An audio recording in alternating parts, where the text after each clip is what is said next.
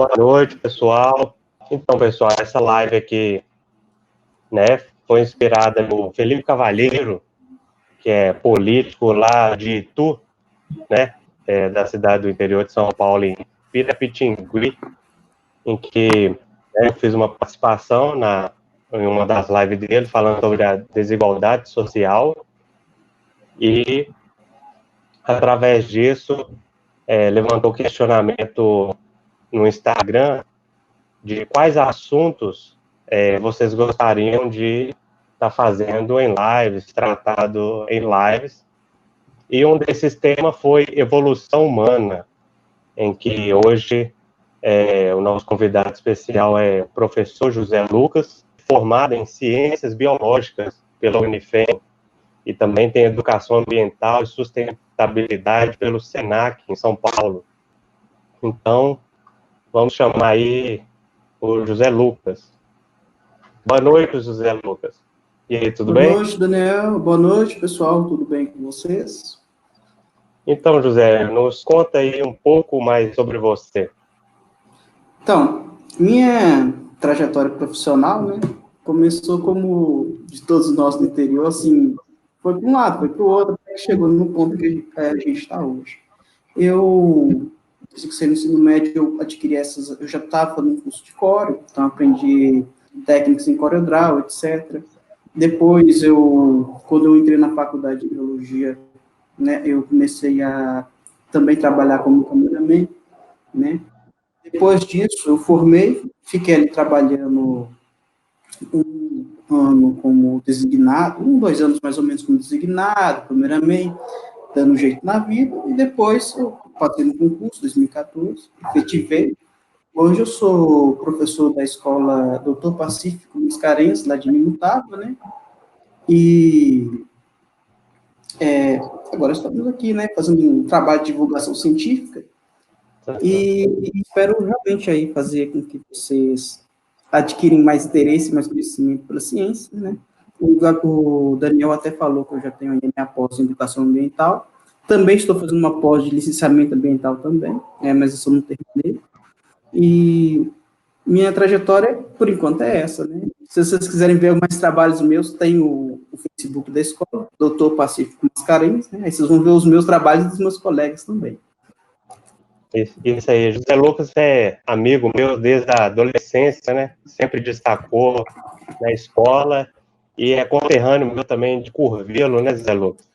Quero aproveitar aqui essa deixa e mandar um beijo para minha mãe também, lá de Curvelo, e a todos que nos acompanham. Sejam muito bem-vindos, todo mundo aí. Bem, esse primeiro slide aí, né, vai ter uma brincadeira que eu fiz, como sou nerd também, não podia deixar de fazer, né, que a gente vê aí uma evolução do Homer Simpson, né, e também um híbrido alienígena de ser humano do lado, né, e isso mais para frente vocês vão ver que tem motivo, tá? Quem conseguir pegar o motivo, comente nos comentários, tá bom? Pessoal, a primeira coisa que a gente tem que entender da evolução dos seres humanos é que a evolução ela é uma coisa lenta e que acontece entre populações. Quando vocês estão vendo essa imagem aí, eu estou falando de populações que existiram e os tempos que elas existiram, que vai do 6, 5, 4, 3, 2, 1 e presente. Cada espécie, ela surge mais ou menos ali. Por exemplo, o Australopithecus, ele surge ali mais ou menos no 4 milhões de anos. Então, essa referência que nós temos do surgimento do hibridalismo. Antes, nós temos umas coisas intermediárias. O Adipithecus, né? Então, são espécies mais antigas. E olha que interessante, nesse gráfico mostrando aqui, você tem um buraco entre o Adipithecus e o Australopithecus. Por quê? Muitos fósseis desses animais, que viviam em ambiente de floresta, não foram preservados. Tem um buraco ali evolutivo que a gente não sabe dizer ao certo como aconteceu. Esse gráfico que eu estou mostrando aqui é um gráfico muito interessante da National Geographic, que ele mostra o descobrimento do Homo naledi, que é uma espécie de hominídeo, que não tem o Homo sapiens, o Homo neanderthalis, o Homo neanderthalensis. E o interessante é que o Homo naledi ele trouxe uma discussão, porque ele tinha uma coisa cultural, ele enterrava os mortos em cavernas, ele jogava os mortos em uma caverna. Então, o pessoal falou assim, se a gente cavacar aqui, a gente acha osso. Se a gente achar osso muito antigo, pode ser que o Australopithecus que tem lá atrás não seja o ser original do bipedalismo, que originou o bipedalismo na nossa linhagem evolutiva. Então, isso mostra o tanto que a gente tem muito a descobrir sobre a biologia da evolução humana, tá? Então, eventualmente, se você assistir essa live muito no futuro, pode ser que coisas que eu fale aqui estejam extremamente atualizadas, ou não. Tudo depende do registro fóssil, mudar ou não uma informação ou outra. Em amarelo, nós temos as linhagens dos Australopithecus. Seriam os primeiros primatas sem caudas a desenvolver o bipedalismo, né? Esse Homo naledi, que é, no caso, um gênero, né? Australopithecus é um gênero e Homo é outro. Nós, Homo sapiens, pertencemos ao gênero Homo. O Australopithecus já foi extinto, não existe mais. A divergência na base do gráfico está constando ali 4 milhões. Então, o Australopithecus surgiu ali entre 4 milhões a 3 milhões de anos atrás. O Homo naledi está em verde, só que é o seguinte, não quer dizer que ele surgiu aí. Quer dizer que se ele tivesse surgido nesse período de tempo, depois que eles escavaram os ossos e fizeram toda a análise, hoje já se sabe que ele é mais novo. Mas na época foi posto isso. Porque o bipedalismo, que ou seja, andar sobre duas patas, em teoria surgiu com o Australopithecus. Mas a gente pode achar um indivíduo do gênero Homo, né? E o que vai fazer esse ser de um grupo ou de outro é o tamanho do seu crânio, basicamente. E outras características também, tipo o pé, você tem um pé mais parecido com um primata mais antigo, ou você tem um pé mais parecido com um homem ou um primata mais moderno. Isso depende muito. O que nós temos aqui? O surgimento do gênero Homo, né? Ali mais ou menos há 2 milhões de anos atrás. E como a gente tinha um Australopithecus antes do surgimento do gênero Homo, a gente acredita que o gênero Homo foi uma variação do Australopithecus. Então, o Australopithecus continua evoluindo, mas chegou ali mais ou menos a 1 milhão de anos e meio atrás, por competição, ele simplesmente foi extinto. Aí sobrou só o gênero Homo, que é o nosso grupo. E ele se dividiu em várias vertentes, né? As vertentes que sobraram foram as... Você vê que tem um gráfico no Homo erectus, né, que é a linha mais... a linha maior, o Homo erectus. E meio que por ele ter sobrevivido mais tempo, a gente deduz que ele tem algum nível de ancestralidade com os hominídeos que sobraram, que foi ali o Rodenbengues, que gerou o Homo sapiens e o Homo neanderthalis e alguns outros hominídeos também, provavelmente o homem denoisiano também deve ter surgido dessa linhagem. E no final só sobrou o Homo sapiens, as demais foram extintas. Essas 4 aí, inclusive a nossa Homo sapiens, ela surge aí do Homo erectus? Como ele é o mais antigo, a gente tem como referência que ele é a espécie base para o novo padrão de anatomia, que no caso seria o nosso. Né? Em algum grau ele é ancestral. A gente só não sabe dizer se é mais para trás ou mais para frente. Quando o ponto exato se dividiu. A gente estima, mas a data exata não tem como a gente mensurar sem achar mais fósseis. Né? Esse gráfico elucida aquilo que eu falei com você. Então, é em cima dos crânios que a gente acha, dos pedaços de maxila, dos pedaços de ossos, que a gente deduz qual espécie ou não tem relação com a outra.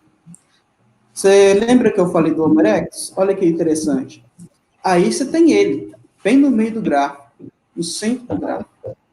E ele seria o antecessor do Homo que gerou os demais hominídeos.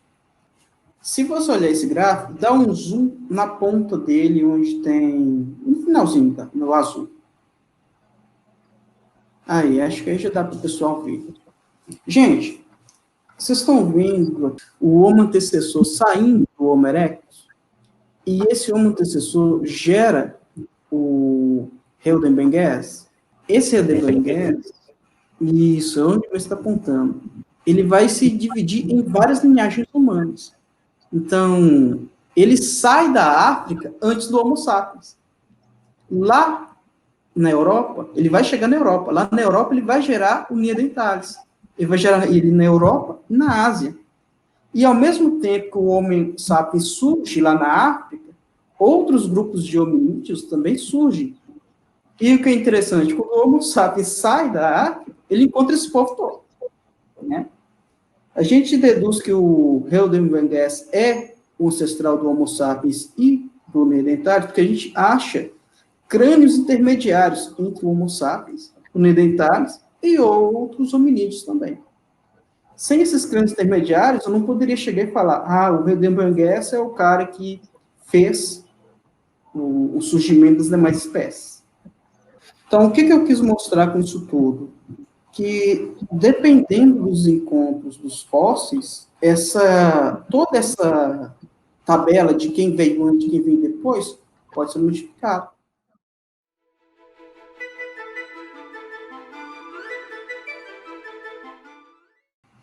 Bem, aqui nós vamos entrar um pouco na questão do vocabulário, né? Essa parte é um pouquinho maçante, mas eu vou resumir bem. O próprio slide é autoexplicativo, tá, gente? A nomenclatura científica, ela difere um pouco da nomenclatura normal que a gente usa. Por que que isso acontece? Se você procurar, por exemplo, uma aranha de prata, né? Vou dizer que veio um bicho na minha cabeça que eu fiz um vídeo dele recentemente. Ela é chamada de aranha de prata aqui, mas lá na Argentina é chamada de aranha-tigre. O nome científico ele serve para que o pesquisador da Argentina e o pesquisador do Brasil saiba qual animal é. Por isso que existe o nome científico. E dentro desses nomes científicos, existem grupos que a gente pode classificar os animais. No ensino médio, a gente conhece o domínio, o reino, o filo, a classe, a ordem, o gênero e a espécie. Só que entre esses clados principais, né, esses grupos principais, você tem subgrupos. Né? Então, se você olha assim, a árvore genealógica, a árvore evolutiva de dinossauros, é uma loucura. Porque você tem aqueles que parecem com aves, que têm um nome próprio, mas que não necessariamente é o nome da ordem. Lá atrás, nós vimos o que é um humanoide. O humanoide, ele é uma palavra, né, do português.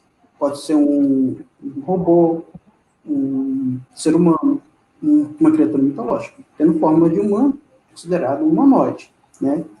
Já o primata, ele já é um termo científico. Então, o que nós chamamos de primatas? São aqueles mamíferos que surgiram ali mais ou menos em torno de 55 milhões de anos. Alguns dados vão trazer mais para trás, outros vão trazer mais para frente. Aí você precisa ter um conhecimento científico um pouquinho maior para entender por que isso joga para trás ou para frente, né? Existe um ponto ali onde os primatas separaram dos quirópteros, mas a gente não acha fóssil para provar essa teoria. A gente tem a base que os ossos são muito parecidos, né? A anatomia dos ossos. A gente deduz que, em algum lugar, os dois é o mesmo grupo. Porque quanto mais você volta no tempo, mais parecidos seres são.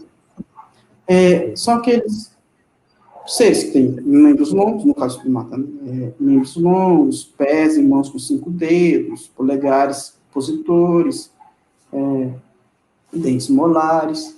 Então, basicamente, você pensa em um macaco, qualquer tipo de macaco é um primata, né?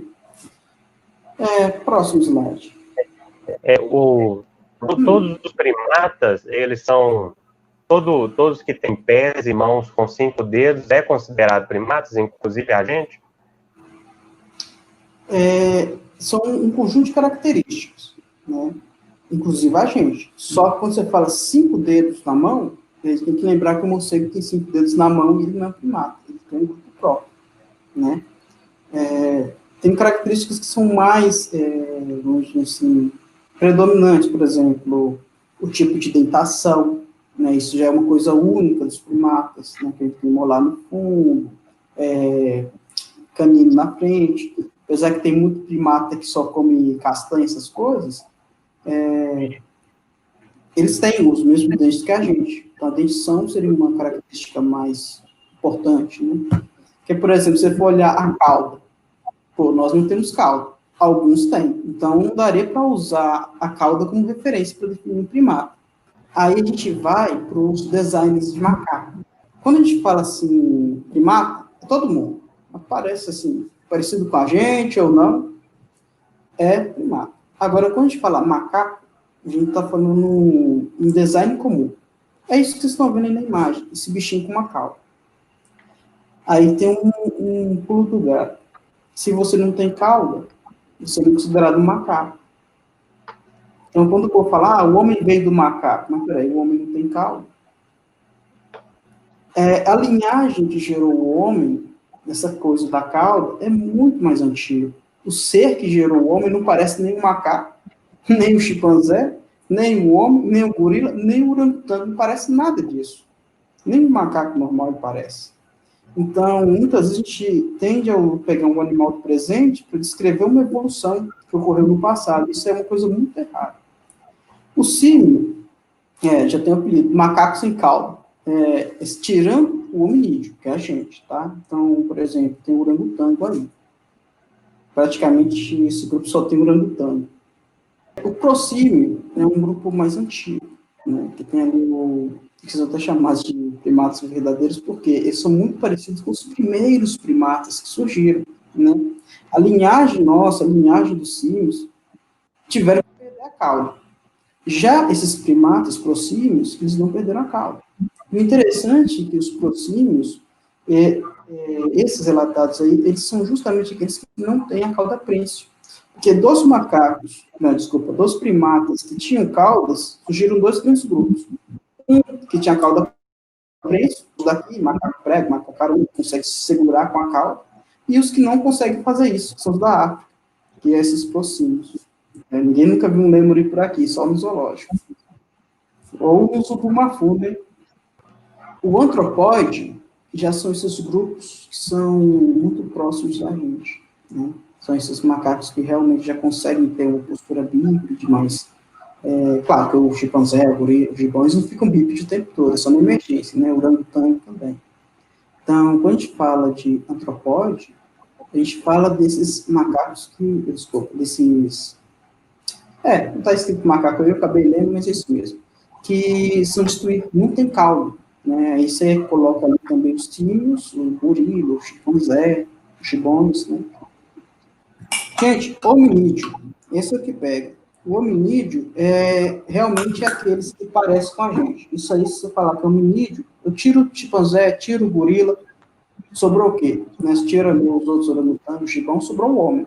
Então, o hominídeo é a gente, que anda bípede o tempo todo, que tem uma cabeça maior, que tem mão com polegar opositor. Isso tudo é hominídeo.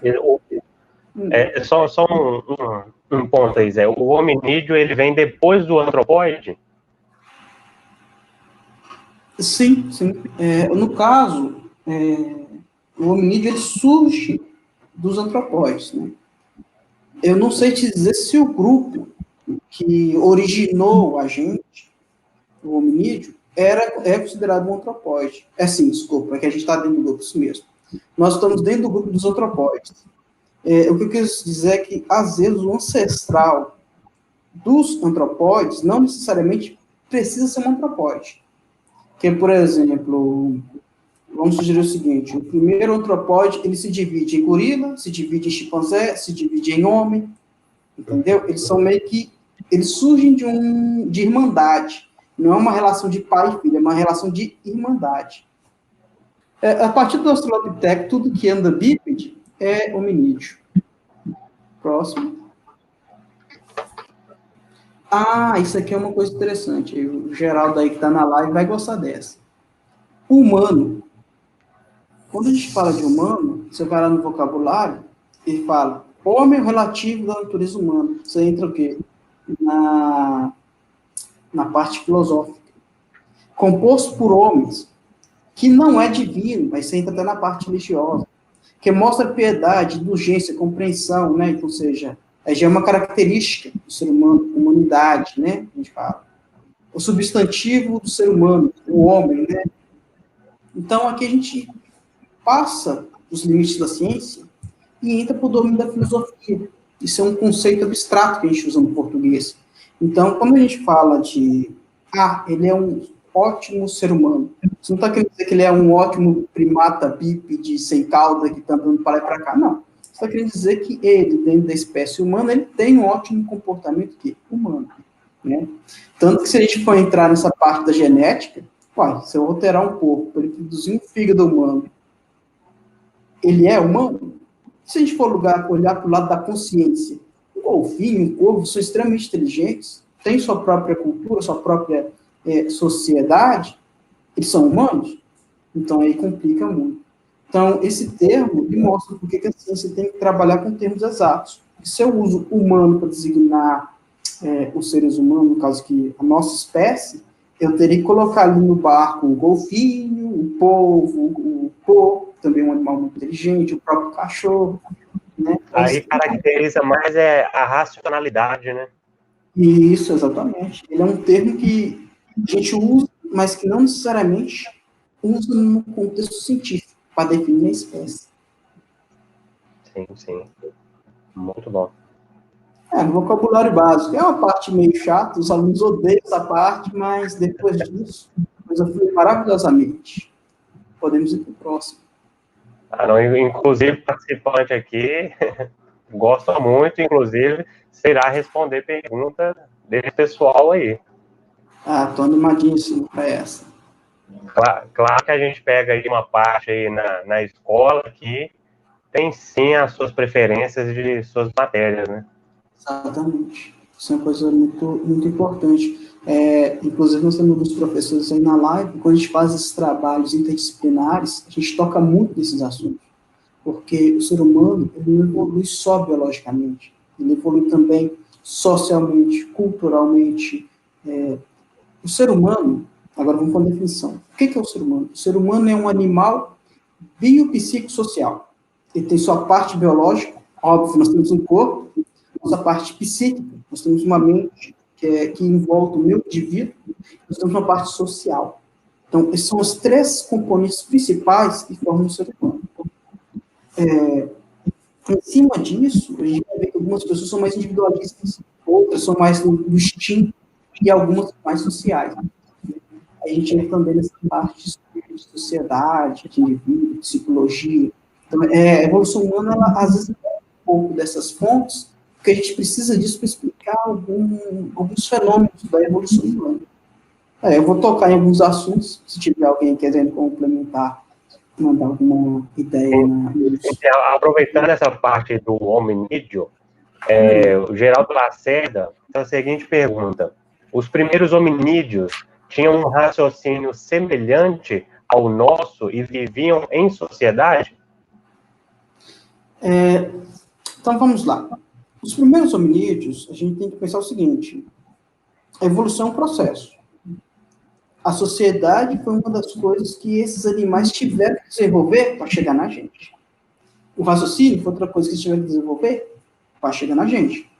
Então, eles tinham, sim, essas habilidades de sociedade, de raciocínio. Igual o nosso? Não. Por quê?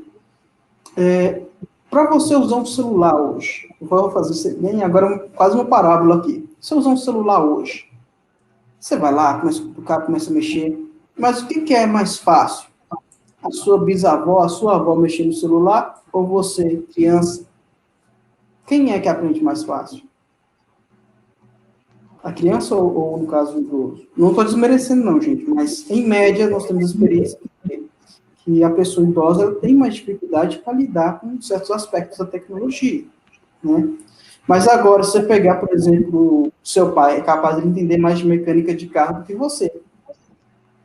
Então, essas gerações intermediárias, elas são mais ou menos capacitadas. Depende do seu ponto de vista. Tecnologicamente, talvez você fala, a criança é mais apta. Isso é biológico ou é mais de civilização ou sociedade? Porque acontece o seguinte, esses primeiros hominídeos, eles tinham que sobreviver ao tempo. Então, sei lá, se eu largar alguém pelado aqui, será que você vai conseguir dominar o fogo para sobreviver na floresta? É interessante ser colocado, né? Então, são pensamentos diferentes. Agora, se eu pegar um hominídeo daquela época, jogar ele no século XXI, e tentar fazer ele como existir com a gente, se eu pegar um bebê, isso seria um experimento incrível para a gente medir. Até onde a inteligência dessa espécie ia? Será que o nível de inteligência que ela teria, inteligência que eu falo aqui, compreensão, de chegar e mexer no celular, por exemplo, seria equivalente ao nosso? Porque se você pega uma espécie dessa e ela consegue um bebê dessa espécie, joga junto com o ser humano, e ela acaba se tornando um ser humano completo, né? Aí você levanta a seguinte questão, que o que impediu a evolução, no caso, a nossa evolução civilizatória, não foi uma questão biológica, mas foi disponibilidade de recursos para fazer seu cérebro crescer mais, disponibilidade de um ambiente social que te estimulasse mais. Então, claro que se você for pegar espécies mais antigas, elas vão ter mais limitações. Um chimpanzé genial hoje, ele pode chegar a ter a inteligência de uma criança de 10 anos. É muito inteligente. O chimpanzé comum vai ter a inteligência de uma criança de 1, 2 anos. E isso medindo a nossa perspectiva humana. Na perspectiva do chimpanzé, ele seria uma inteligência normal para o chimpanzé. Né? Sim. Então, você tem que tomar muito cuidado com isso. São Geraldo, responde essa pergunta, meu caro? Respondido aí, comenta aí, pessoal. É que, Então, no caso, ele é professor lá da Dr. Pacífico Mascarenhas, ele é professor de filosofia, na filosofia, não, sociologia e arte. sim. Muitas vezes a gente não consegue pensar coisas mais complexas que as nossas sociedades, mas os próprios chimpanzés e bonobos, né, que são os dois raças de chimpanzé que nós temos hoje, são seres socialmente muito complexos, né? A gente não consegue entender porque a gente não é um desses animais, né?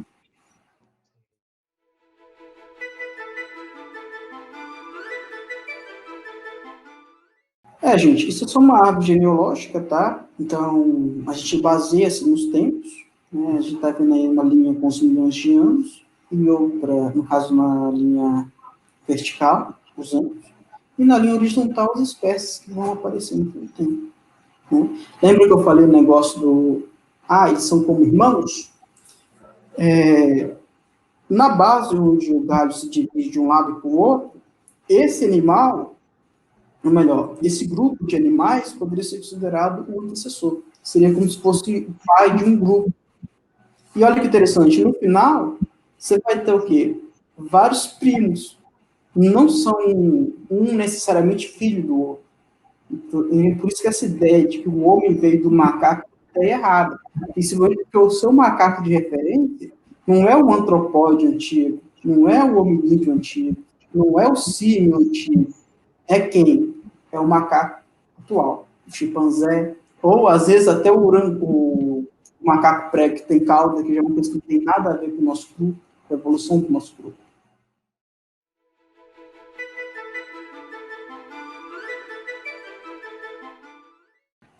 Quando a gente fala de evolução humana, a gente tem um ponto que a gente considera que é evolutivamente muito avançado. Por exemplo, a criação de arte. E muitas vezes a gente vai ter um problema que a inteligência não necessariamente pode ser definida como algo artístico. Quando você pensa, vou fazer o seguinte, eu estou aqui na floresta, eu tenho que ajudar os meus colegas a um animal, vou colocar aqui uma imagem de um animal que ele pode caçar. Aí foi lá e desenha ali um porco. Qual a necessidade que esse sujeito tem de colocar movimento no porco? Por que ele fez isso? Você vê que isso é uma coisa que intriga a gente. Por que um homem da caverna, um homem tido menos inteligente, faz um porco com movimento? E olha para você ver, havia muita técnica ali, porque ele fez questão de colocar parte desse movimento com uma cor mais clara. Então, aí você tem um indício de um nível de inteligência tão alto, que o indivíduo chegou até a gerar cultura. Isso já eram os primeiros esboços que eles desenhavam nas rochas, nas paredes das montanhas, né? E provavelmente você pegar um indivíduo dessa época e colocar na sociedade atual, ele conseguiria ser um ser humano como aquele, né? Claro que aqui a gente tem uma ressalva, né? Que você pode dar o azar e pegar uma pessoa com menos aptidão de inteligência e uma pessoa com mais aptidão de inteligência, né? Aí tem mais isso, né? A gente usa método científico justamente para tentar eliminar esses vícios de amostra, esses possíveis erros de amostra, né? Tanto que quem acompanha o jornal sabe que o parâmetro hoje que a gente tem de controle do vírus é melhor do que 15 dias atrás. Por quê? Quanto mais informações a gente tem, melhor a gente consegue desenhar o que está acontecendo na realidade. Sim, sim. Surgiu aqui uma dúvida aqui da Ratil Ribeiro, que ela fala o seguinte, a Maria Eduarda, de 8 anos, está querendo saber qual era a média de tempo de vida deles. Você tem alguma informação sobre isso? Então, aí tem uma criança numa cestinha de 8 anos de idade, Zé. Sana essa dúvida aí para ela. Média de vida, nós fomos dali uns 30, 20 anos, talvez.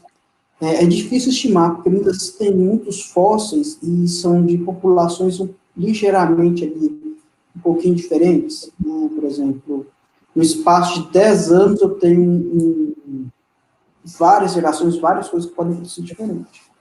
Mas, a grosso modo, dizer o seguinte, no reino animal, se você é um bebezinho, você vai ser mais predado.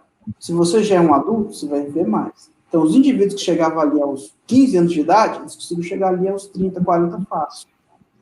E lembrando que cada espécie vai ter um tempo de vida diferente. Então, teria que olhar espécie a espécie. Com 30 anos daquela época já é um idoso. Não, era um jovem que conseguiu sobreviver a ponto de chegar continua sendo jovem. Continua sendo jovem. A relação de tamanho. No caso, se for uma espécie mais alta, ela vive menos. Se ela for uma espécie mais baixa, ela vive mais. Então,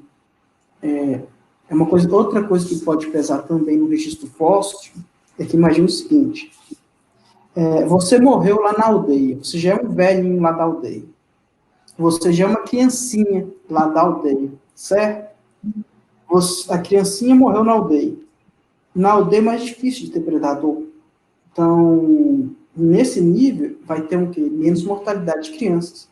Aquele grupo vai conseguir o quê? Viver mais. Porque se tem menos morte por gente viva. Já o idoso, ele vai ser enterrado, e aí você vai ter muito registro de idoso. Então, você vai encontrar um sítio onde tem pouca criança enterrada, muito idoso enterrado. Esse pessoal que está ali no meio, como é que eu vou medir se quem saía para caça voltava com mais ou menos frequência? Então, o pessoal que estava ali no meio, a gente não sabe. Às vezes nascia muita criança, ou às vezes nascia pouca criança. Isso tudo influencia na média de idade. Mas, a grosso modo, é o seguinte, você chegou na fase adulta, você vai conseguir chegar até a velhice. Você não chegou na fase adulta, aí você morre mais cedo. Isso influencia nessa média de vida. Claro que a gente sabe, eles conseguiram chegar a 50 anos, aí tem que olhar espécie por espécie.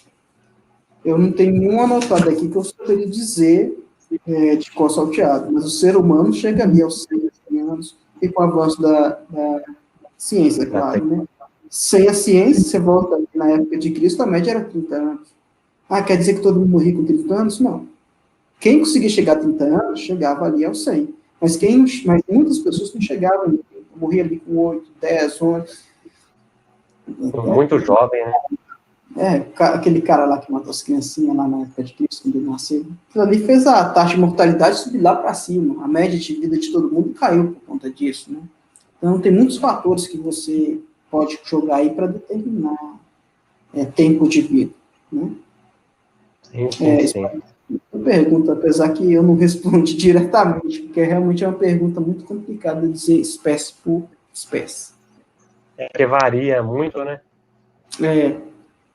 Aí você fala assim, não, mas ele queria da técnica militar. Então, isso seria um desenho mais explorado, mais esperado, né? A flecha já mostra onde é que você tem que acertar o animal. Mostra que você tem que cozinhar a carne do animal, assar com fogo, né? Mostra que você não vai conseguir fazer isso sozinho. Então, essa sim é uma arte que parece ser mais militar do que arte, né?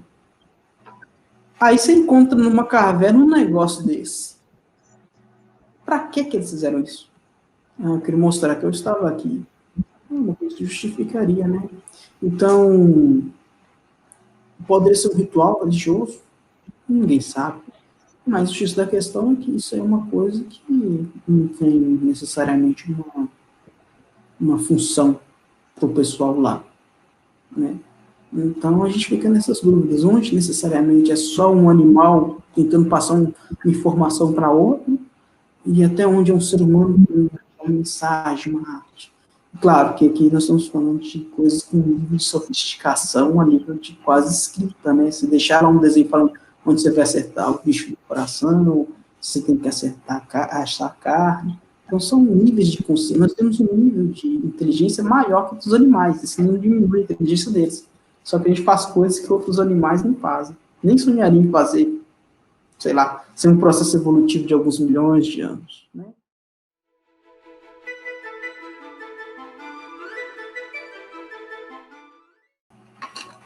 Ah, beleza. Tem alguma pergunta aí para responder, Daniel?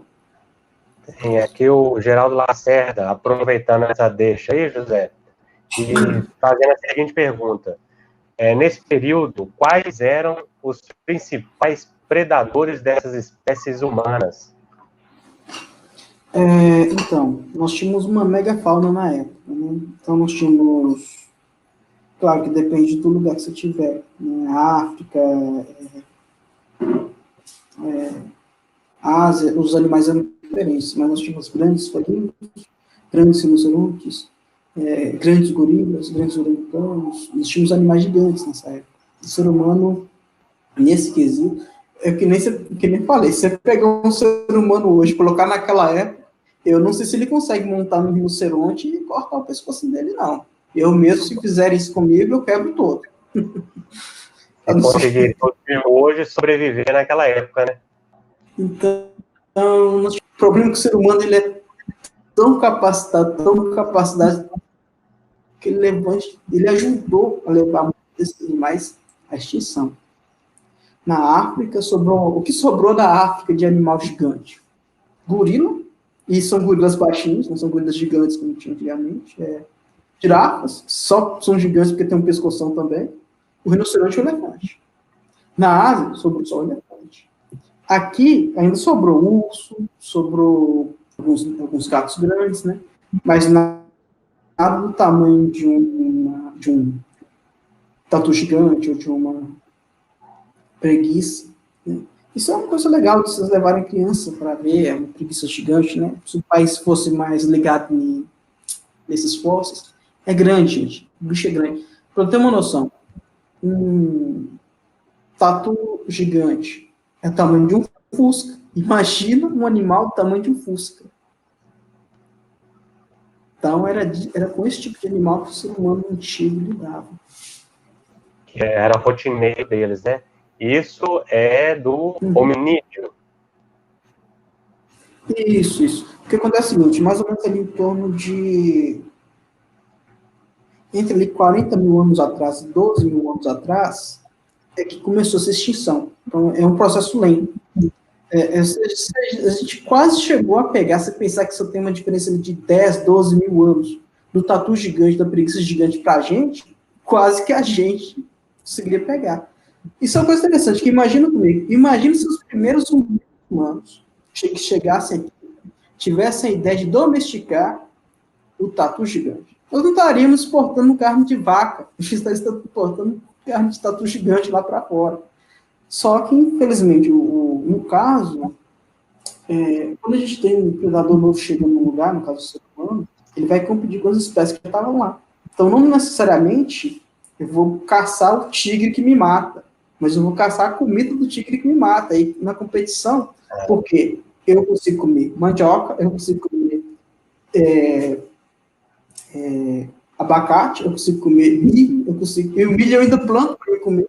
Então, ou seja, eu vou ter muitas fontes de alimento, enquanto meu predador, lá, o tigre, ele só vai poder comer um tipo de alimento, um tatu gigante, alguma coisa do tipo. Tá, eu gosto de um tatu gigante também. No final, o que acontece? Não tem alimento para nós dois. Mas eu consigo sobreviver de outras fontes. Ele não. Aí, no fim, eu gero extinção tanto do predador, da presa, e o que sobra para a gente é aquilo que o ser humano usa. Por exemplo, o abacate. Sabe para Aproveitava a quê? comida da presa mais a presa, né? Exatamente. Um exemplo. Aproveitando esse gancho aí, Zé, Arthur Ribeiro faz assim, pergunta: os elefantes também viviam nessa época e faziam parte desses animais gigantes? Exatamente. Só que acontece, você tinha outras espécies de elefantes maiores. O da África é aquele mesmo, tá? Mas, por exemplo, Maior na que o América do tamanho? Norte tinha um mute. Na América do Sul tinha um mastodonte. O mastodonte era gigante. O bicho era grande, bicho muito grande. Quem assistiu Era do Tipo o Gelo, quê? Tipo era o aquilo dobro do mesmo. que é hoje? Pega um elefante aí, pro mastodonte, você vai colocar mais ali uns 30 centímetros para cima e mais 2 metros para o lado. O mamute, ele já parecia mais um elefante. Ele era tipo um elefante bombadão e peludão, né? É igualzinho aquele que vocês viram naquele filme Era do Gelo. É igualzinho. Entendi. Só completar uma frase aqui. Um exemplo que a gente tem também que leva em consideração na evolução humana é que, por exemplo, o abacate, né? Ele é um alimento que servia para tatu gigante, para preguiça gigante. Ele só existe hoje porque o ser humano aprendeu a comer abacate e a plantar o abacate. Porque se não tivesse o tatu ou a preguiça para fazer esse abacate mudar, plantar em outros lugares, teria acabado. Então, meio que não é só a extinção que a gente levou, a gente também ajudou outras espécies a sobreviverem. Por exemplo, o abacate, o cachorro, né? A natureza toda se ajudando, né? É, depende do animal, né? O gato mesmo, ele usa a gente, né? Verdade.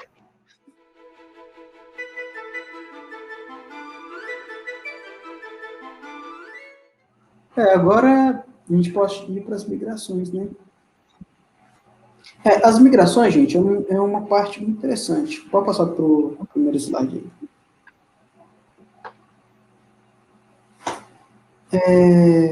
A gente tem alguns discursos nas ciências, né, que eles, muitas vezes o pessoal achava que o homem inteligente era o sapiens. Então, eu achei uma ferramenta aqui, então quer dizer que o Homo sapiens esteve aqui e fez essa ferramenta. Não necessariamente. Você não tem um fóssil que fala, tem Homo sapiens aqui. Então, não existia. Então, por muito tempo, a ciência queria colocar a gente como espécie dominante, espécie mais inteligente, espécie mais capaz. Só que conforme a gente vai cavando, as coisas foram mudando. A gente foi vendo que realmente outros homos, inclusive até os australopithecus, tinham sua inteligência e sua capacidade de fazer ferramentas. Né? Um exemplo de ferramenta é um monte. E hoje, como a gente consegue comparar informações, a gente sabe, esse tipo de ferramenta era feito pelo líder tal, da tribo tal, essa outra pelo humano da tribo tal. E isso é importante de saber por quê. O ser humano ele fez uma coisa que os outros seres do gênero Homo não faziam, que é trocar informação. Então, o Gilberto vai lá e desenvolve uma flecha. Aí, ele me manda o modelo da flecha, eu chego aqui em casa e começo a fazer e falo, peraí, mas eu acho que se eu mudar um pouquinho essa pena aqui, ela vai atingir mais longe. Aí eu mudei a informação que ele me passou. Outros hominídeos não faziam isso. Eles aprendiam a fazer um modelo de pedra, uma flecha, uma lança, e ficavam com aquele modelo por muito tempo. Então era difícil surgir uma ideia nova para mudar o modelo da flecha ou da lança. Os Homo sapiens não. Ele chegava num lugar, via um outro ser humano fazendo um modelo de flecha diferente, ele chegava e analisava. O que essa flecha tem de bom? O que essa tem de bom? Vou ver se eu junto as duas para ver no que dá. Então, a gente tem a habilidade de trabalhar com informação que outro ser humano faz. A gente consegue não só absorvê-la, copiá-la, a gente modifica ela também e passa para frente. Isso Os outros primatas fazem isso? Fazem. Mas perto da gente, é que nem você comparar um carrinho de rolimã com uma Ferrari. Então, a gente tem esse nível de habilidade assim, extremo, de pegar uma coisa, imaginar um trem diferente e mudar essas formas. E nisso a humanidade não tinha nada, né? Não tinha lua, nem imaginava. Estava difícil até de registrar as coisas, porque registrava nas rochas, né? E hoje a gente depende infinitamente mais um do outro. Por exemplo, o Galberto, se eu te jogar lá no meio, lá na época dos dinossauros, você consegue fazer um computador? Eu acho que é improvável. Se eu falar com você aqui, faz um computador agora, você vai precisar da peça que é feita em Taiwan, que precisa do minério que vem do Brasil, que precisa de um outro componente que vem dos Estados Unidos. Então, hoje praticamente um ser humano sozinho não faz nada, é a humanidade que faz. Né? Isso, aproveitando isso aí que você falou, igual se observa com Sócrates, com Platão, com Aristóteles, eles observaram que o ser humano, por natureza, ele é social. Então, ele é social de natureza, biológica. Ele precisa do outro para sobreviver. Se a gente soltar um bebê na floresta, ele não sobrevive sozinho. Ao contrário de outros animais que já nasce, já anda e já consegue sobreviver sozinho. E se o bebê der a sorte de achar uma mamãe loba ou uma mamãe gorila, na cabeça dele ele vai ser um gorila ou um lobo. Se não nascer no seio da humanidade, ele não se torna um ser humano. Aí o ser humano é, de novo, um conceito filosófico. Né? Não é só ser, não é só ter esse corpo lindo, maravilhoso que a gente tem com 5 dedos. Sim, sim. Pessoal, isso aqui é uma coisa legal, que ontem eu estava estudando isso aqui, a migração humana, e tem aqui o doutor Walter, né, antropólogo, é o cara que pesquisou sobre Luzia, né? Luzia, para quem não sabe, é o fóssil mais antigo que a gente tem aqui na América de hominídeo. Acho que tem, desculpa, de ser humano mesmo, já é gênero homo. É hominídeo também, mas vocês me entenderam, já é o ser humano, já é o índio, né? O índio mais antigo, né? Data mais ou menos de 12 mil anos atrás. Então, de 10 a 12 mil anos atrás. Interessante que ele sugeriu que houve 2 migrações de Homo sapiens para cá. Uma que veio com pessoas mais parecidas com africanos e australianos, e outra mais parecida com asiáticos. E olha que interessante, o pessoal que veio da África, ele chegou primeiro, distribuiu-se, isso é a teoria dele, tá, pessoal? Distribuiu-se, depois vieram os asiáticos. E na competição, sobrou só os grupos asiáticos. Só que tem um problema. Quando o europeu chega aqui, índio morreu a rodo, em todo o continente sul-americano. Então, hoje, quando você vai fazer um experimento de genética para tentar reconstruir essas caminhadas que o homem deu, você tem um problema muito sério que só sobrou 5% de índios. Nós tínhamos um continente com 6 milhões de índios, hoje nós temos o quê? No caso do Brasil, 6 milhões de índios, e hoje nós temos o quê? Uns 300 mil, 500 mil. Então, fica difícil de refazer esses passos para saber exatamente o que aconteceu com essas culturas. E por que a gente diz que tem essas duas culturas? Porque você encontra nesse desenho que a gente está vendo aqui na imagem, esse trajeto. Então, com esse trajeto, a gente sabe para onde o ser humano foi. A gente acha ossos nessa região e com os tempos ideais para se achar.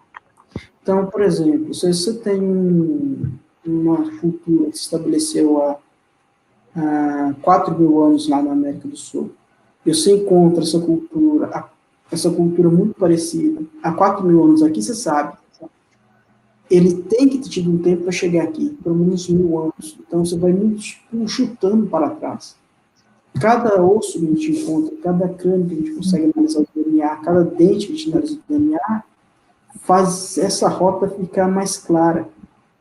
E o que é mais interessante, provavelmente eles usaram embarcação das duas vezes. Então aí tem uma migração vindo de outros continentes da mesma espécie? Seriam duas migrações, da mesma espécie, porque tanto o homem africano quanto o homem asiático são homo sapiens. Né? O que você tem diferente do asiático é o seguinte: o asiático tem uma mutação, todas essas mutações, né, que faz o europeu ser branco, que faz o asiático ter o olho puxado, o que faz só me ver esses dois na cabeça agora. Isso tudo tem mais ou menos 10 mil anos. É muito recente. É muito recente. Antes de 10 mil anos, era todo mundo negro com cara de africano. E o que é mais louco, porque quando você vai olhar a migração desse pessoal, o Homo sapiens que encontra com o Neandertal, ele era um homem negro, normal, não era um branco. E você acha um novo fóssil recente que descobriu que o ser humano naquela época, que é 40 mil anos atrás, esqueci a idade do fóssil, me perdoa. O europeu mais novo, desculpa, eu tô me confundindo. Eles acharam um fóssil europeu, gente, que ele é mais recente, eu não sei se é de 20 a 30 mil anos atrás, algum tipo ou um pouco menos, e ele era negro de olhos azuis. Então, você já tinha ali provavelmente um nível de reprodução entre as duas espécies, no caso o Homo sapiens e o Neandertal, e ainda assim ele não tinha aquele traço de ser negro. Então, esse traço de ser branco naquela região foi um traço muito recente. E a gente sabe datar quando essa mutação surgiu, quando a mutação do olho azul surgiu, quando que a mutação para você ter as características asiáticas, né, que eles têm os olhos puxados, o cabelo mais grosso. É uma coisa interessante. A gente tem cabelo cacheado na África, nós temos cabelo cacheado na Europa, e as duas soluções para o cabelo cacheado vêm com códigos genéticos diferentes. Então, até isso sabe medir. Quais mutações a gente tem no Dá para datar, Zé Lucas, se o cabelo liso ou o cabelo crespo qual que é mais recente ou qual, se tem como datar isso? Tudo depende dos ossos que a gente acha. Então, achando um osso com aquele DNA que faz o cabelo ficar crespo, a gente fala, esse aqui surgiu. Só que acontece o seguinte, a gente tem que pensar que a maioria dos genes que a gente tem na humanidade vieram todos da África. Tá? Então, basicamente, todo mundo é africano. Não tem, o berço da humanidade é africano. É africano. Isso não tem discussão nenhuma na comunidade científica. Na nossa época, Alberto, eu lembro que teve um professor que falou, tinha dúvida que o ser humano poderia ter vindo da América do Sul. Nada disso corrobora, não sei de onde que ele tirou isso. Eu acho que não era professor de ciência, não. Porque não tem nada de registro fóssil que diria que o ser humano foi da América para a África. Porque os animais, no caso ali, os macacos sem caudas, eles estavam todos na África. Não tinha macaco sem cauda aqui. Aqui os macacos todos tinham cauda. Então, ou seja, o grupo dos macacos, eles saíram da África muito antes de surgir os macacos sem cauda. Um grupo ficou preso lá na América, virou esses macacos com a cauda prensa, né, igual o macaco. Outro virou um grupo com cauda que só serve para equilíbrio, não prende em nada. E um outro perdeu a cauda, que depois foi evoluindo até virar nossa espécie. Entendi. Então, essa migração aí ainda continua no hominídeo, que faz parte da gente também.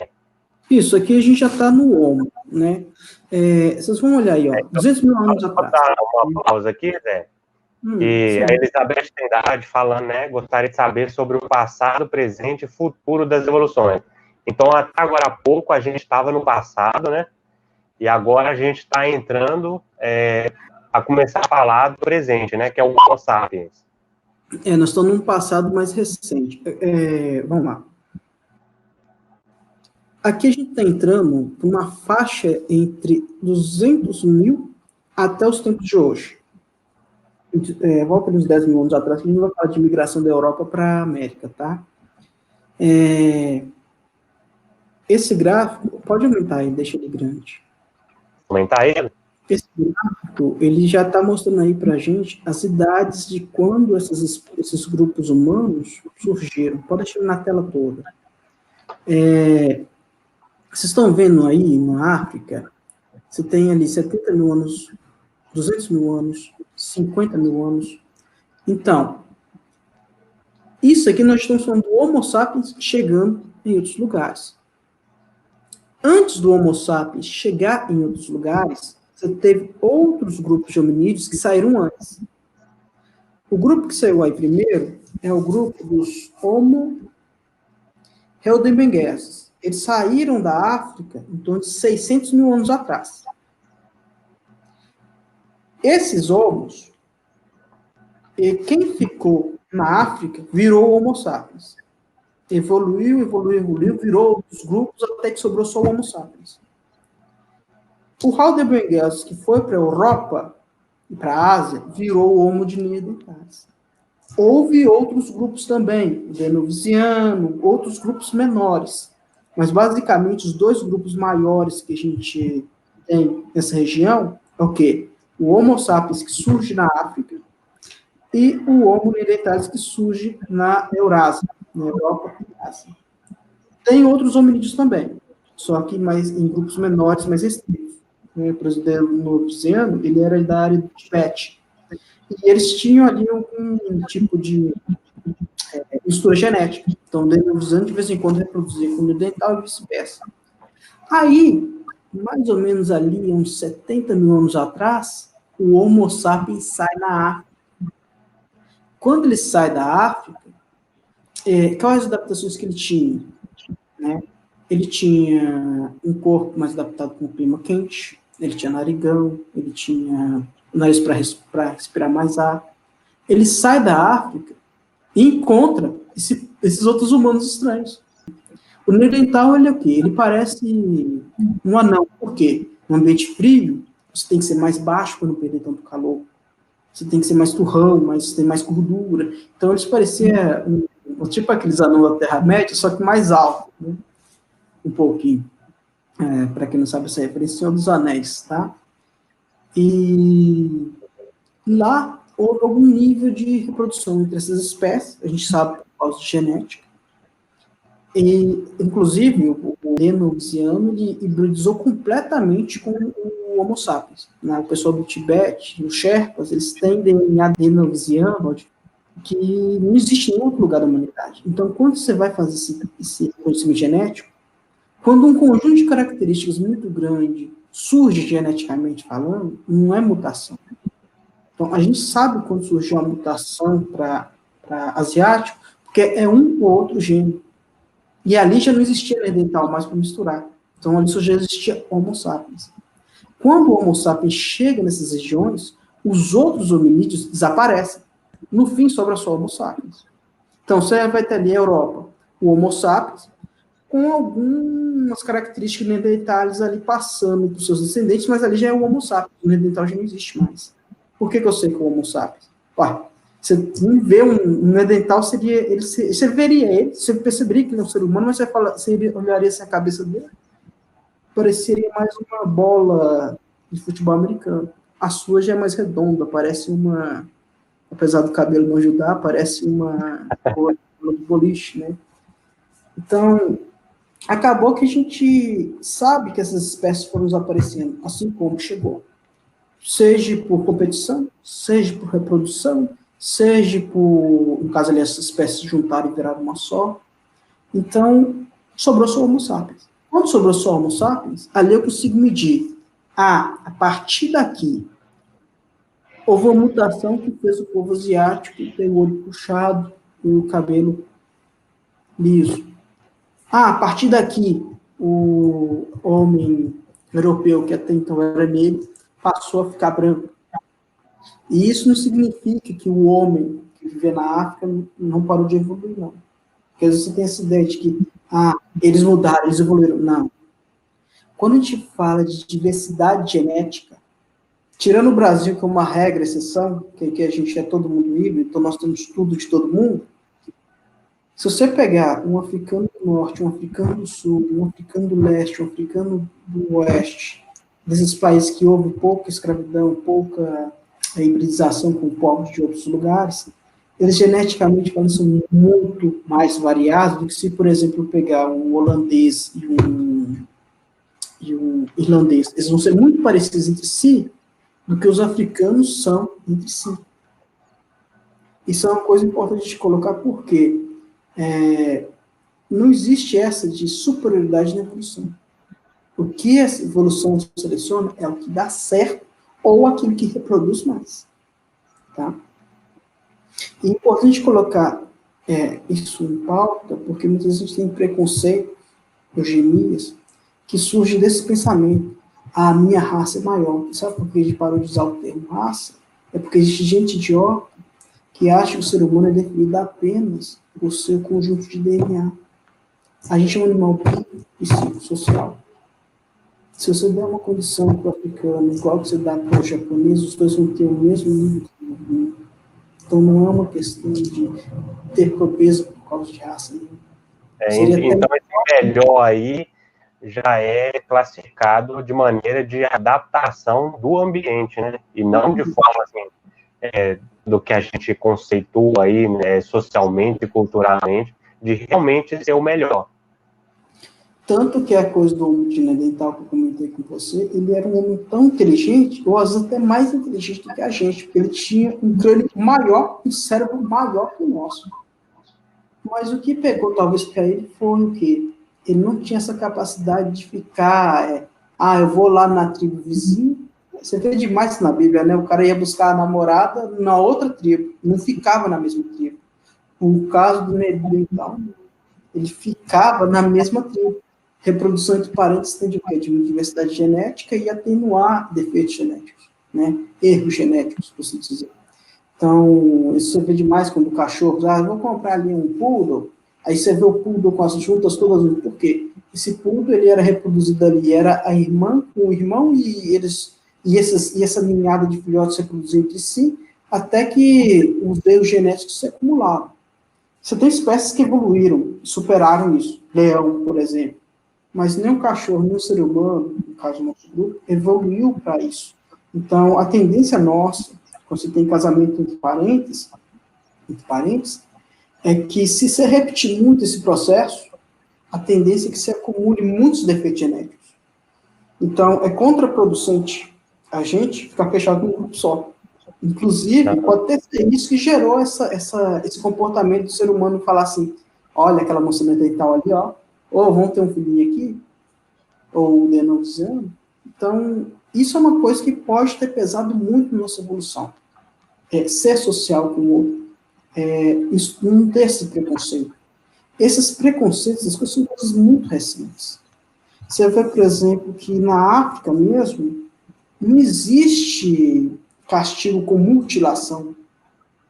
Isso foi introduzido. Claro que a gente pode até isolar assim, uma tribo ou outra, isso pode acontecer, mas eu falo assim, no geral, o povo daquela região, não existe esses castigos com mutilamento. Isso foi uma coisa mais europeia.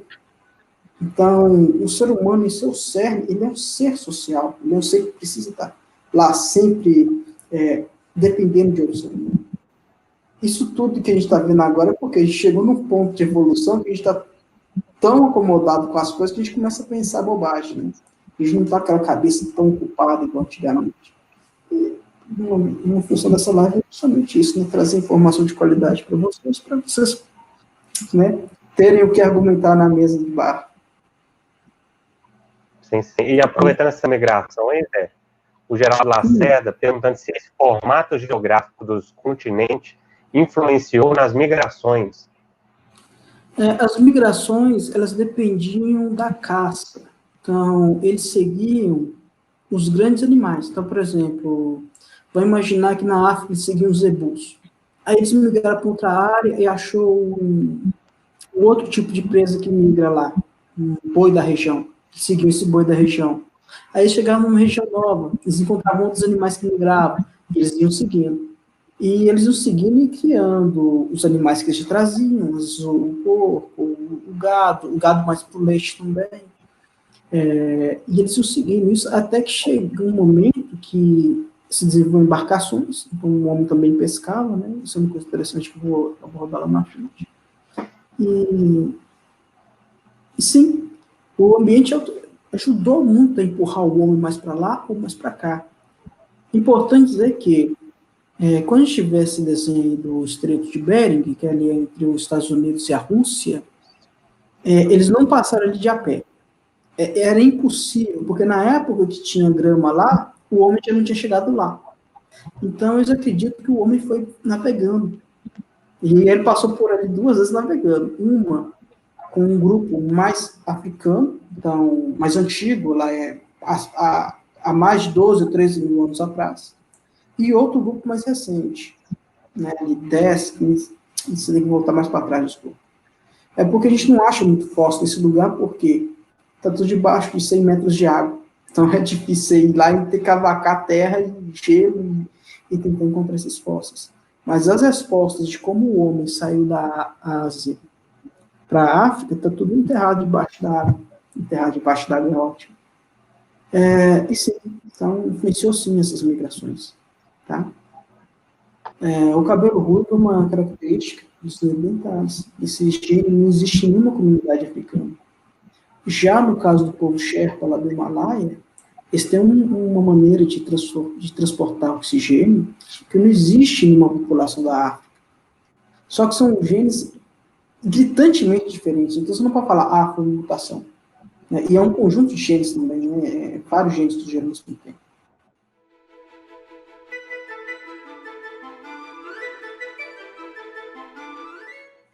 Gente, evolução, ela acabou que tudo aquilo que eu já falei já corroborou a isso, né? Porque muitas vezes a gente tem uma visão de religião criacionista. Deus chegou lá e criou. Então, é importante a gente ressaltar aqui que, quando a gente fala de evolução, não é que a ciência é contra a religião ou vice-versa. É só que a ciência ela trabalha com evidência, com fato.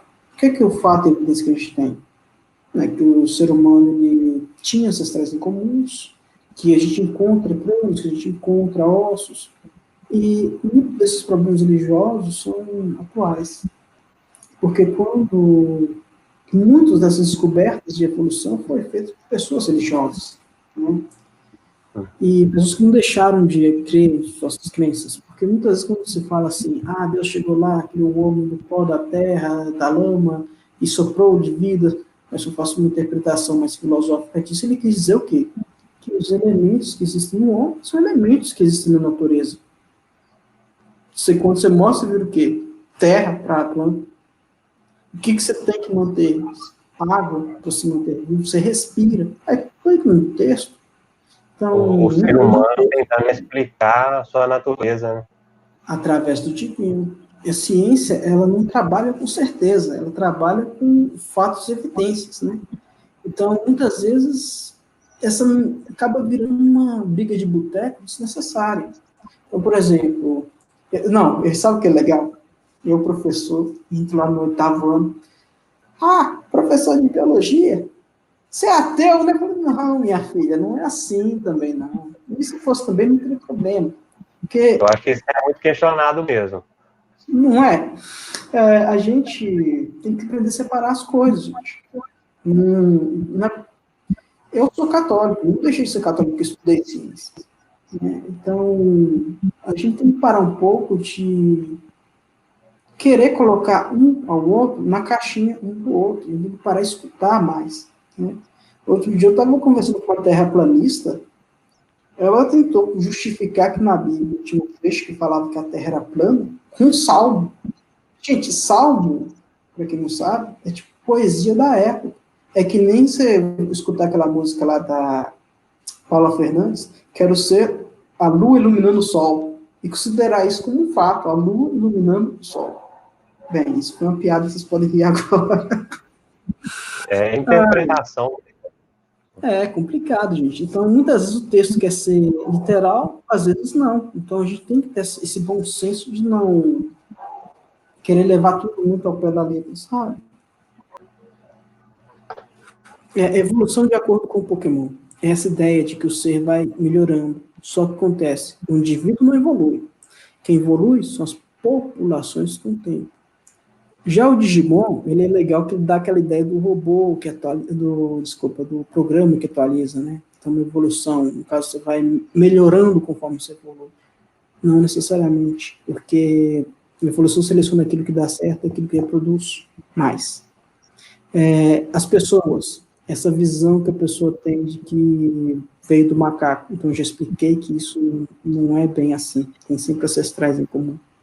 Abaixo do macaco, se eu não me engano, tem a versão do Discovery Channel, que é aquela versão que veio um alienígena e que modificou geneticamente um macaco, e que esse macaco veio se tornar um ser humano. Isso tem demais no quadrinhos também, né?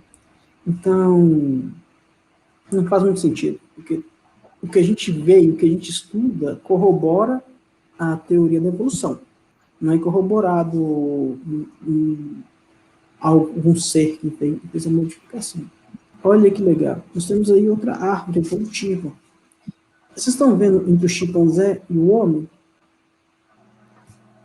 Do lado não tem uma outra árvore evolutiva?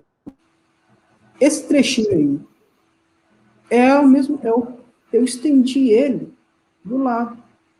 Olha para você ver quantos degraus você tem até chegar ao ser humano. E esses caras aí são todas espécies irmãs. No final, eu não sei dizer quem é quem ali, por quê? No caso, eu quero dizer o parentesco direto, porque chega um ponto que as espécies são tão parecidas que você não chega e fala, peraí, esse aqui está mais para lá, esse aqui está mais para cá. E o chimpanzé também teve uma evolução para o lado dele. Vocês estão vendo ali que tem um lado que vai para o chimpanzé, e tem um outro lado que vai para o ser humano. Se eu voltar para trás, no ponto onde os dois lados dividem, esse animal que está aí nessa ponta, ele não é esse ponto mesmo que está apontando aí. Ele também existe do outro lado. Ele não parece nem um chimpanzé nem um ser humano. Se você voltar nesse ponto que você está mostrando, ele não parece nem uma metade chimpanzé, metade humano, e nem um gorila. Como eles seguiram caminhos diferentes, quem foi para o lado do gorila ficou fortão, bombadão, e quem foi para o lado do chimpanzé ficou o quê? Baixinho, curvadinho. Quem foi para o lado do humano virou bípede de vez. Quem foi mais para o lado do chimpanzé virou chimpanzé de vez.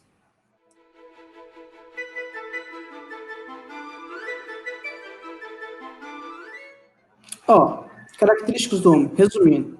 Cérebro maior, postura bípede, pele com suor. Isso aqui foi uma vantagem tremenda para a gente. De suar para perder calor. Você vê, por exemplo, o cachorro que fica lá.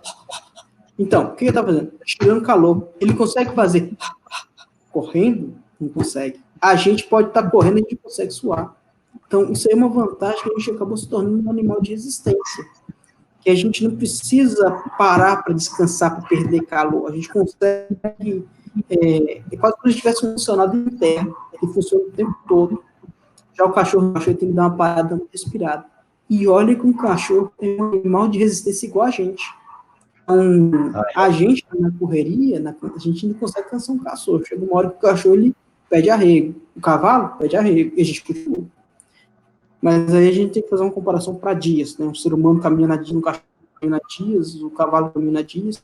A gente conseguiria, por exemplo, juntar uma manhã e caminhando. Se a gente não parar para os bichos morrem, porque eles têm que ter aquele tempo de parar e descansar. A mão humana, né, que nós temos aqui os 5 dedos. Quem que é o nosso polegar? É o opositor? Ele é o maior opositor de todos. Ele é aquele dedo, o polegar nosso, ele tem a maior abertura, tá? O chimpanzé, ele consegue segurar as coisas com o polegar? Consegue. Ele consegue pegar as coisas e jogar? Consegue. Mas não com o nível de precisão da gente. Vou dar um exemplo. Alguns de vocês já devem ter visto um meme de um cara que joga um machado. Um joga o machado na mira e acerta a mira. O outro joga o machado, atravessa a porta, mas ele erra o alvo. Então, o que erra o alvo é a pegada do chimpanzé. Ele joga o machado com uma força descomunal, mas ele erra o alvo, porque ele não tem a precisão que o polegar da gente dá. A gente não, a gente joga o machado. Não é com a força para quebrar a porta, mas a gente acerta o alvo, porque a gente consegue fazer com que o machado tenha uma mira. Então, por isso, se alguém der uma arma para o chimpanzé igual aquele mesmo, sai correndo, porque ele não mira, não. Ele vai atirar para todo lado.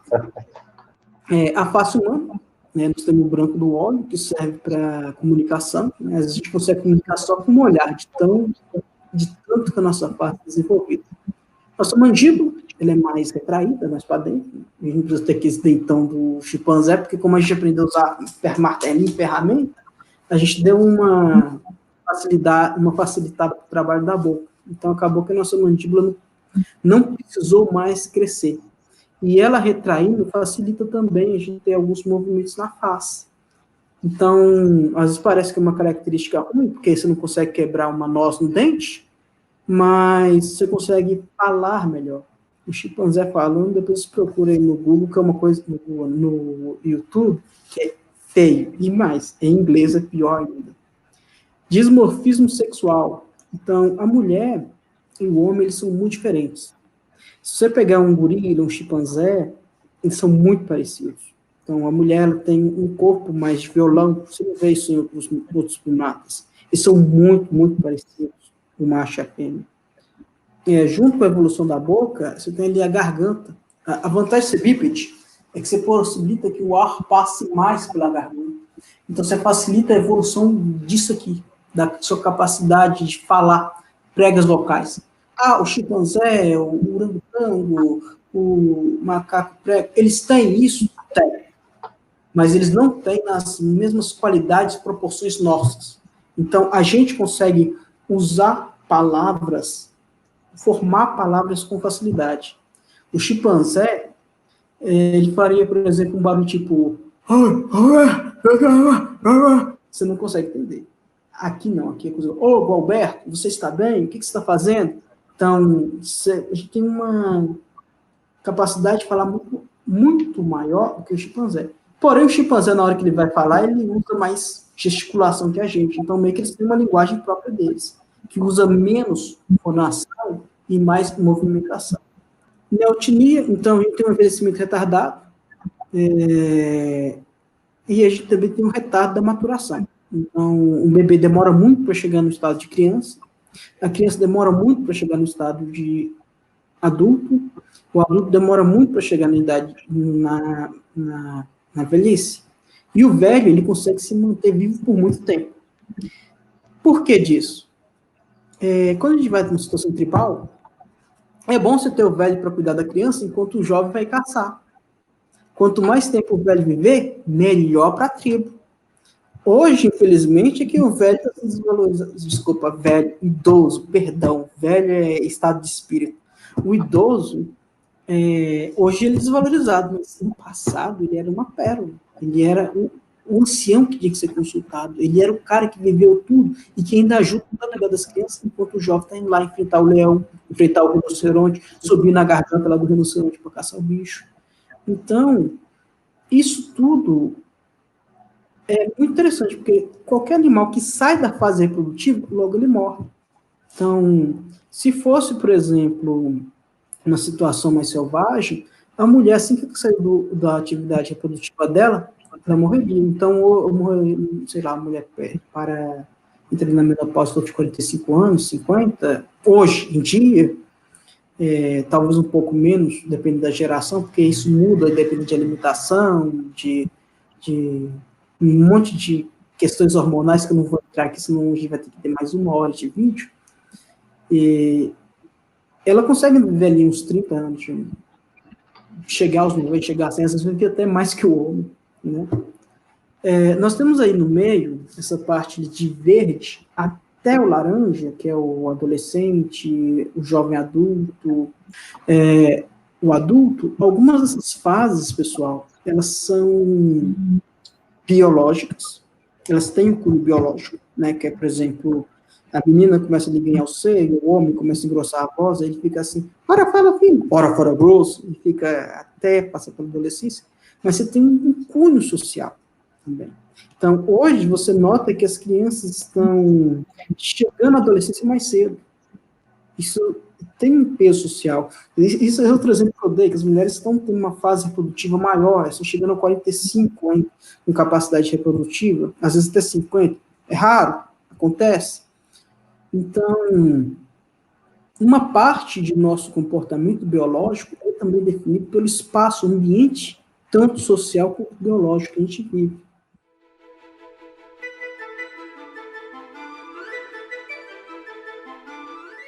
Ah, pessoal, se algum de vocês trombar com um exercício desse, a pergunta é: quando que os macacos do Velho Mundo se separam com os grandes macacos humanos? É só que eu traçar a linha.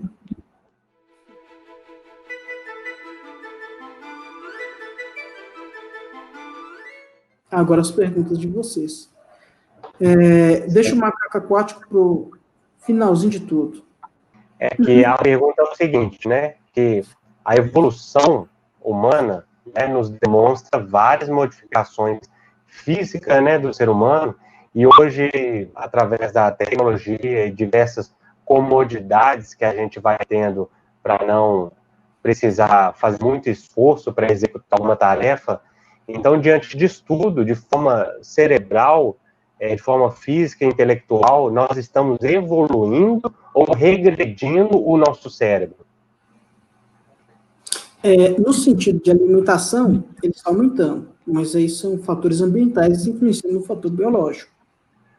É difícil medir isso, porque a gente chega num ponto que a gente não consegue ver o que está acontecendo. Então, por exemplo, o que a gente poderia ser uma nova seleção?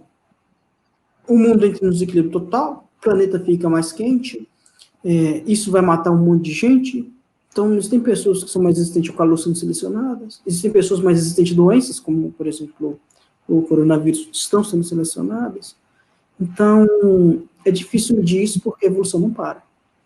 O ambiente vai influenciar entre você ser mais inteligente e menos inteligente, talvez. Disponibilidade de carne, se você vai ter câncer ou não, se você come frutas. Então, nem tudo da evolução é simplesmente biológico, é também ambiental, tá? Daqui uns 10 mil anos, a gente descobre se o que está acontecendo hoje está favorecendo a humanidade ou não, né? Joia. Então, pode ir para a próxima? Pode. Essa aqui foi a Maria Eduarda, uma criança de 8 anos de idade, fez essa pergunta. Quem foi o primeiro homem do nosso planeta Terra? Então, o ser humano, com a anatomia moderna mais antiga encontrada, é 300 mil anos. Agora, você tem ancestrais um pouquinho menos parecidos com a anatomia moderna, que datam 400 mil anos. Então, você pode notar ali que o ser humano mesmo ele surgiu entre 400 e 300 mil anos. Mas o mais moderno encontrado, 300 mil anos, na região de Marrocos. Aí, então, tem o primeiro homem, ou o homem mais velho da nossa espécie, na verdade, né? Então, surgiu aí há 300 a 400 mil anos. Isso, aquilo que você fala assim, se você chegasse naquela época ali, você olhar para ele e falar, muito parecido comigo, entendeu? Existem crânios um pouco mais diferentes, que você olharia e fala, um ser humano meio esquisito, mas você deve ver ele como um ser humano.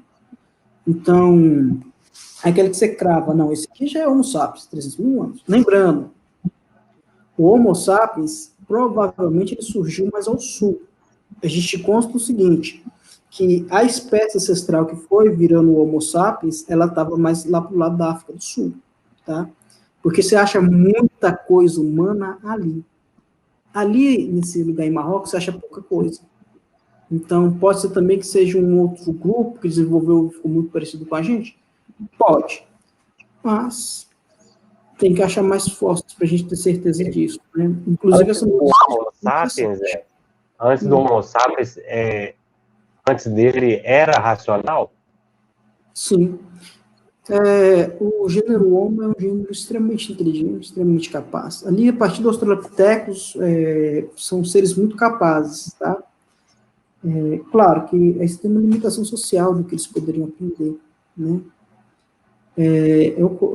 A informação que eu achei foi essa, que eles acharam esse homem em Marrocos, né? Mas a gente sabe que as condições ambientais ideais elas estavam no sul para a formação do ser humano.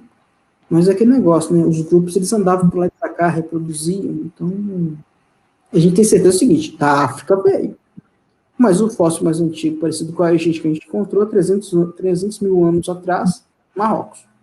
Tem coisas menos parecidas com o ser humano, vindo lá do sul, mas que às vezes poderia ser já grupos humanos que não terminaram de chegar ao crânio para essa forma que a gente tem hoje. Uhum. Mais alguma pergunta do chat? No chat... esses hominídeos imigrantes, ele busca novas terras para sobrevivência ou simplesmente por querer novas descobertas? É a pergunta do Geraldo Lacerda. A gente usa mais a ideia da expansão. É que nem, por exemplo, Belo Horizonte, uma cidade que cresce, que aumenta para os lados. Então, você tem um pouco desse fator de necessidade de espaço, um pouco desse fator de desbravamento, um pouco desse fator de sobrevivência, procurar recursos em outras regiões. Então, é uma mescla desses três fatores, tá? Medir o quanto de cada um é meio difícil, porque aí você tem que dar intencionalidade à questão, né? No caso, a espécie antiga. Mais alguma pergunta? Elizabeth Trindade, é muito relativo religião e ciência, ou você acredita que a evolução humana está relacionada somente com a ciência? Então, é aquilo que eu falei, você tem que separar ser humano de espécie humana.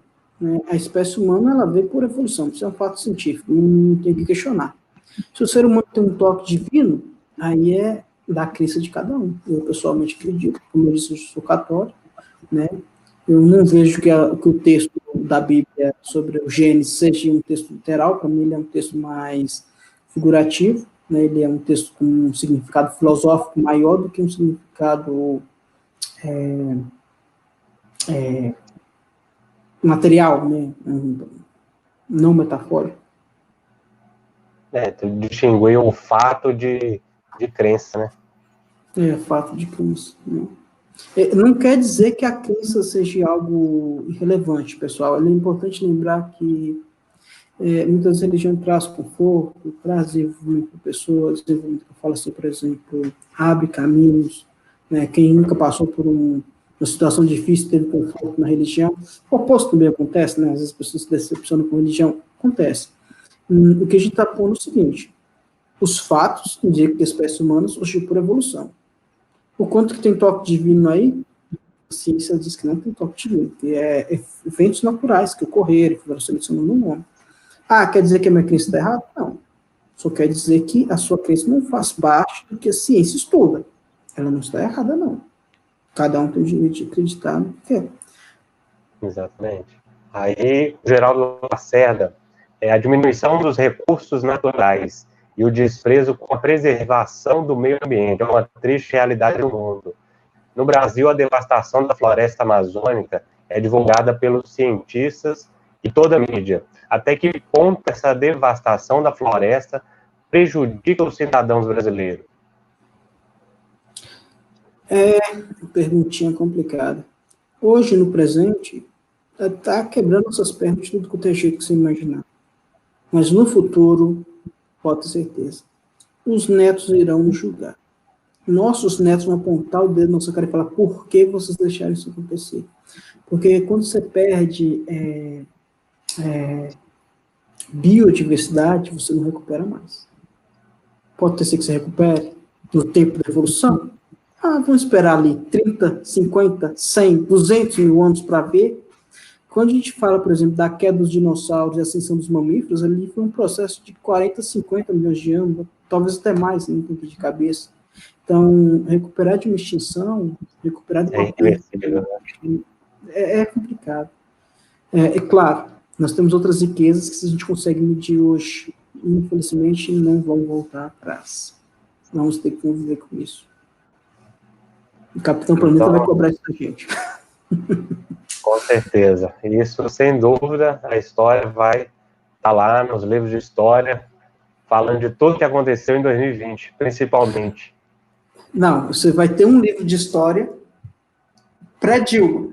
Aí você vai ter um outro livro. Agora, pessoal, vamos guardar o livro de história normal, vamos pegar o livro pós-Dilma, que é uma loucura. Nossa, eu lembro dessa época, a gente não conseguia acompanhar notícia, todo dia uma notícia nova. Meu Deus do céu, que loucura. E os meninos vão ler essas histórias e falar assim, que isso, é uma telenovela? Vou assistir a da Globo, vai ser melhor do que ler o livro. Ai, ai. Verdade. Então, Zé Lucas, Uma coisa do Geraldo concluindo aí, levantou importante. a gente chegou aí a 1 hora e 44 minutos de live. Então, Que beleza. conclusão Eu vou que você coloca deixando para a gente, Zé? só respondendo o Geraldo. Dano imediato agora da Amazônia. A chuva nossa vem da Amazônia. Então, o Sudeste ele tende a desertificar. Eu volto no macaco aquático, eu vou concluir ele e vou dar a minha finalização, tá bom? Isso. Gente, qual que é a hipótese do macaco aquático? Geralmente, primatas só ficam em pé quando eles vão atravessar a água ou então quando quer, por exemplo, demarcar território, alguma coisa, te mostrar que é mais alto. Quais são os fundamentos dessa teoria? O homem é um único primata que come peixe, o único primata que nada, e inclusive bebês nadam instintivamente. Então, eles falaram, será que o homem em algum momento teve um passado aquático? É uma hipótese que parece plausível? Sim. Por que ela não é corroborada? Porque só isso não é suficiente para dizer que o homem começou a andar bípede, no caso ali, os primeiros ancestrais humanos, por conta disso, porque o ambiente que os primeiros hominídeos bípedes surgiram não tinha água, era no meio da savana. Então, essa teoria ela não se sustenta por si só. Por mais que a gente tenha alguns hábitos aquáticos, eles não foram fundamentais para a maioria das coisas que nós temos no nosso corpo.